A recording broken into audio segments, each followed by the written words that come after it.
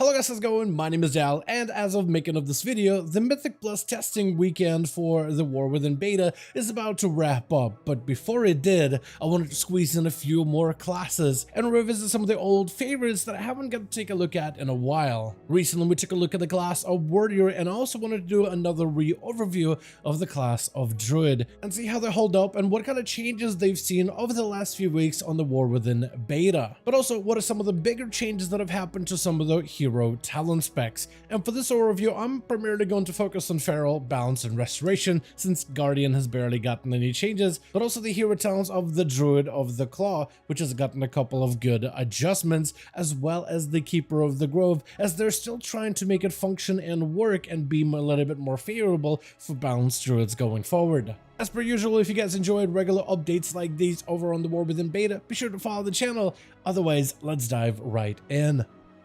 Starting things off, we have the spec of the Balanced Druid, which I've been playing around with quite a bit more. And normally, whenever I play Druid, I either play Resto, Guardian, or Feral, so I really had to go back, really had to give Boomkin a proper go, as Druids did get a couple of updates and a couple of adjustments. Very similar to some of the other classes, they're trying to do some of the top-end complexity adjustment for the spec, and I guess one of the points of complexity for Boomkins is just the amount of value that is placed on their cooldown. So Boomkins are being readjusted. All ability damage from basic abilities from your Wrath, Sunfire, Starfire, everything, your basic rotational buttons are going to be just a little bit more effective. By the way, being able to shift into Boomkin immediately when you're not in Boomkin form with Fluid form is actually quite awesome. Wrath and Starfire will instantly shift you into Moonkin, so that's really nice. So let's say if you need to use, let's say you're playing around like a very off healer build or something, and you have to go for a wild growth real quickly, you could shift into Moonkin very fast. I think this will be, did I just kill a bird?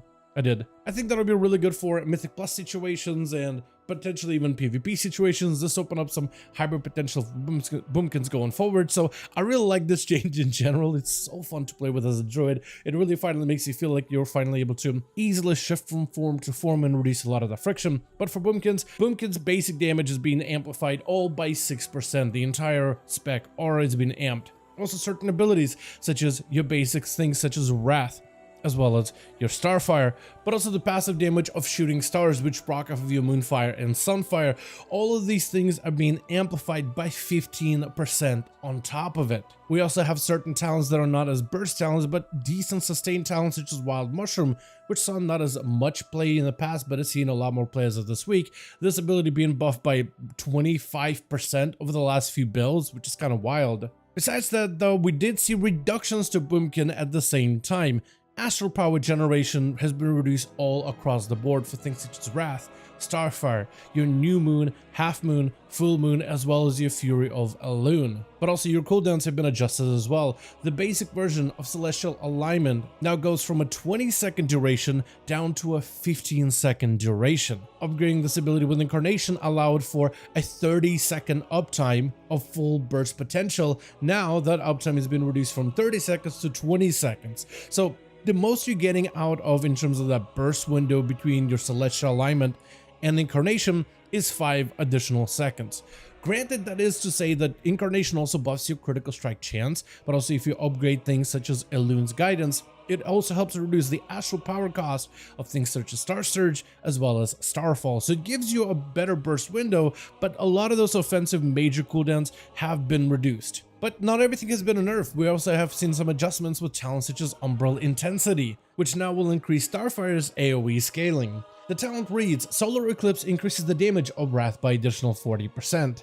Lunar Eclipse increases Starfire's damage by 40% and the damage it deals to nearby enemies by an additional 30%, which now gives your Starfire a little bit more of this AoE damage potential. I've been playing around with this talent, and with certain hero talents and other loadouts, you can actually line up for a very solid Starfire damage if you can stand still and just hammer out those AoE cleaves. By the way, I also should mention this isn't a Umbral Intensity specific talent, but if you take a look at Boomkin, and we've been taking a look at a lot of classes recently, and I find this jarring when picking up Boomkin again.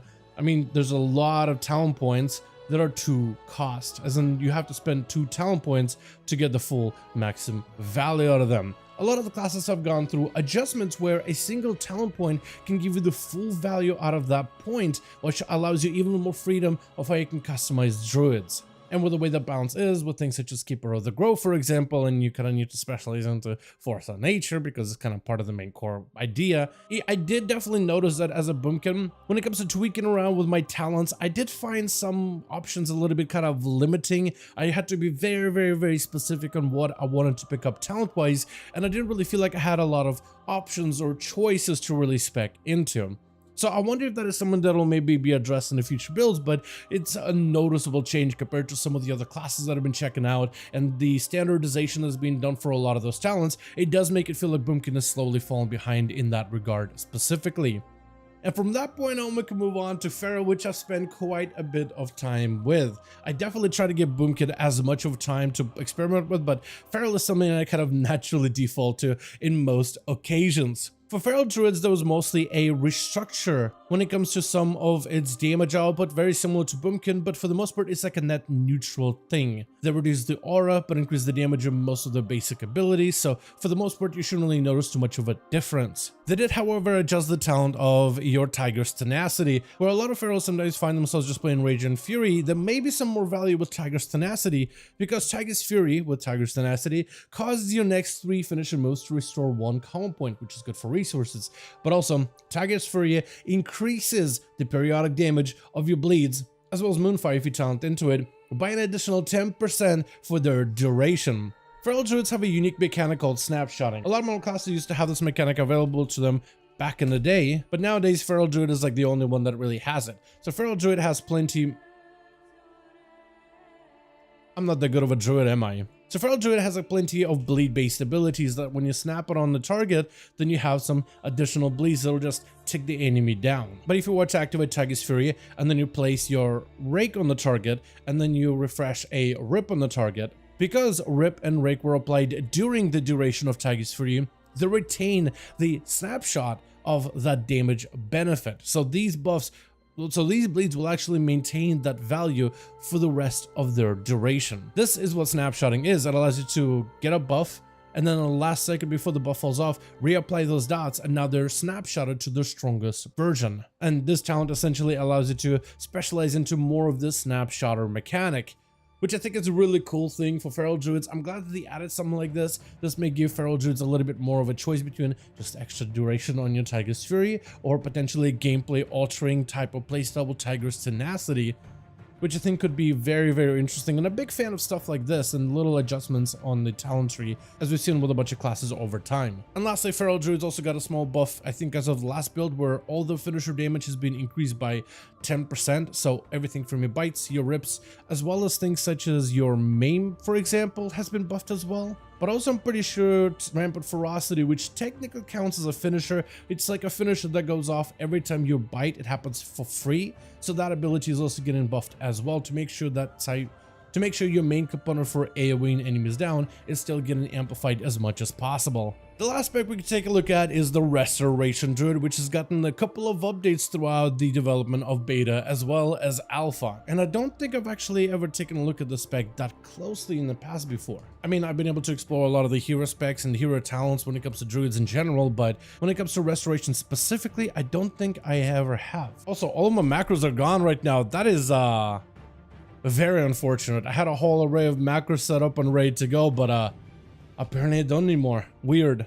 Anyway, when it comes to Restoration Druids, we got a couple of changes. Basically, all the healers for the next expansion, all the raid cooldowns are being adjusted so that they are stronger within 5-man content. For Restoration Druid, that is Tranquility. Tranquility essentially has its initial healing being increased by 400%, and this healing scales down beyond 5 targets. Besides this, basic abilities such as Rejuvenation has also been amplified by 30%, though the talent of Grove Guardians has been reduced by 15%, as well as the Wild Synthesis counterpart of the Grove Guardians. The talent of Abundance, which is usually competing with Cenarian Ward, has also been adjusted, where they increase the chance for regrowth to critical strike from 5% to 8% per stack, but also the mana cost reduction of the ability from 5% to 8% per stack as well. But besides this, we also have had some hybrid capabilities for Restoration Druids, which I've been able to experiment with a little bit. Talents such as your Call of the Elder Druid replace the Swarm playstyle that is available on the live realms. Instead of having a passive swarm that does damage but also heals allies, you will have to be a little bit more active as a Restoration Druid when it comes to your overall healing. We'll call the Elder Druid when you shapeshift into combat or when you press Star Surge, you activate Heart of the Wild. Heart of the Wild buffs all of the other aspects of Druid that you currently aren't. With you being Restoration, it means balance abilities such as your balance spells, cast time is reduced by 30%, damage amp by 20. For Feral, you now gain common points every 2 seconds, while cat form, physical damage is increased by 20%. Or for Guardian, bear form gives you additional 20% stamina, and multiple uses of iron form may now overlap, which is the defensive, and Frenzied Regen gains 2 charges, which is more, again, self-healing capabilities. But for the most part, you'll want to utilize this aggressively, because there's a talent right below that called Dream of Cenarius. While Heart of the Wild is active, Wrath and Shred transfer 150% of their damage, and Starfire and Swipe transfer 100% of their damage into healing onto a nearby ally. And when testing this ability, it doesn't really seem to do a lot of that smart healing. It really just tries to heal a singular ally, but it doesn't always prioritize like the lowest health ally. There's a little bit of weirdness about it. I really think that Dream Scenarios maybe could be adjusted because it's actually kind of a fun playstyle. I do kind of think it's limiting in some ways. One, I like the fact that it's healing you and encourages you to go more into the hybrid damage build, but it only heals a singular ally. And I think maybe this ability could be spread where maybe the damage you do provides a heal that will heal all of your party members more evenly. But if somebody is already topped off, that person won't get healed and a portion of their healing will be transferred to everybody else. Another thing is the Dream of Cenarius ability is kind of limited because it only works for Shred, Wrath, Starfire, and Swipe. But when you're up in melee, up close, you for the most part trying to put up your blades on the target. Yes, you will shred once in a while, but you'll try to get your rake, your rip, maybe even build up for a bite. But this kind of encourages you for you to just spam shred as much as possible as your singular ability, which is kind of antithetical to most of the kit that Feral Druids really have. I guess it does give you an opportunity to not invest heavily into some of the Feral based abilities, and if you just want to do damage to heal somebody else, you could. But I think maybe this could be adjusted so that your entire Druid kit, all your bleeds, all of your thrashes, your swipes, all those abilities kind of benefited to heal your allies, which I think would be a much more engaging version of this talent. Either way, it's still very, very fun and opens an opportunity for Druids, Restoration specifically, to get a lot of this hybrid gameplay, which is very popular with a lot of Druids that especially do Mythic Plus. And I kind of want to see what this playstyle is going to offer since, you know, Wildstalker does give you some of this damage healing opportunity. And besides this, we got a couple of hero talent adjustments for Druids to go over, starting off with the Druid of the Claw. And what I'll do here is I'll go over all of the changes that happened to the hero spec specifically, but also how it feels to play so far during the beta testing. For Druids of the Claw, we saw a couple of adjustments like Aggravate Wounds now provides you with better increased duration for your main Dreadful Wounds bleed, where after you use your primary ability, which is Ravage, you also put a bleed on the target, and then you can kind of extend the bleed for a little bit more, which is a good benefit. The defensive benefit of Killing Strikes now gives you a little bit better window for the Iron Fur buff, upping it to 8 seconds. The basic chance for Ravage to proc has also been increased for both Guardian as well as Feral, roughly increased by 30%, and that is very, very noticeable, as whenever I play Feral Druid, I now do Ravage a lot more regularly. And there's also a couple of nuanced adjustments for Ravage and the entire ability and the entire playstyle of Druid of the Claw, where the bleed benefit of your Ravage is a little bit better and stronger for Feral Druid,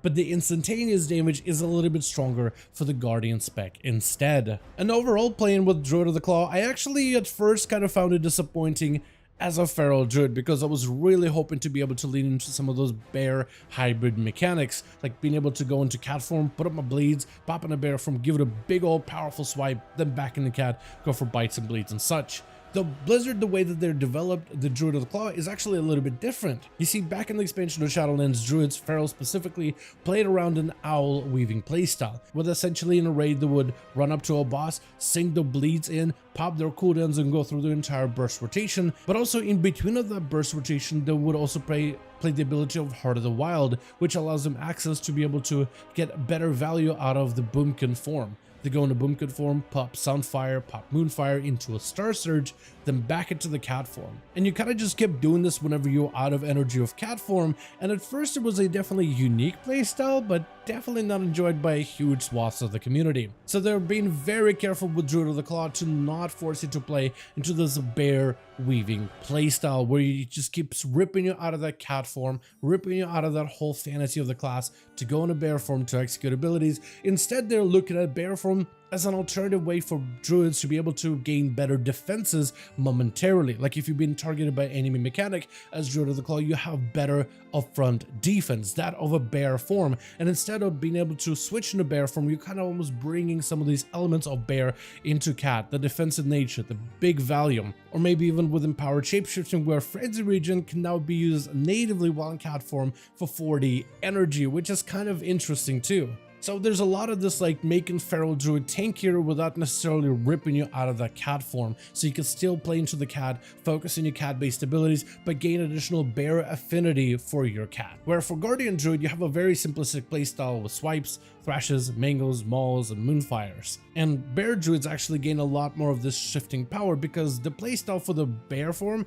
isn't super rotationally complex. So being able to add that cat form component for additional damage, pop a big bleed or get a big bite on the target, pop back into bear form, and while retaining all of your bear value, just allows bear druids to gain more offense while feral druids gain a little bit more defense. The both specs will still be more effective at being a tank as a bear or as a DPS as a feral. And after I settled with that idea, after I kind of got over the whole I can't really do as much bear weaving, I started playing Feral Druid as a Druid of the Claw, more as a Feral Druid, and the playstyle is fantastic. If you enjoy big bleeds and cleaving enemies down, this is going to be good.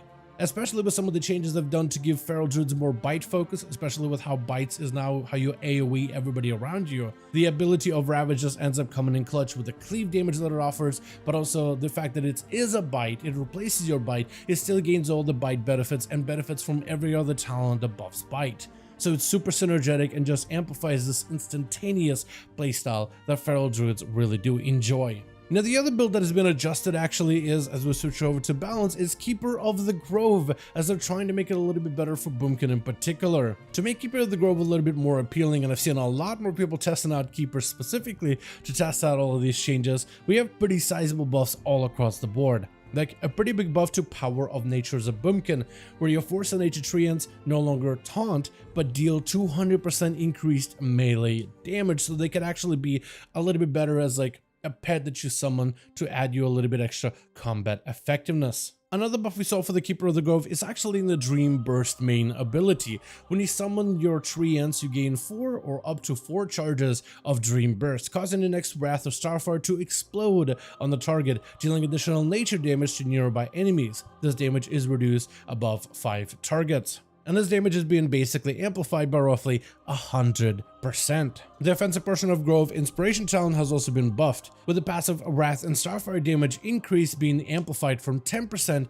to 15%.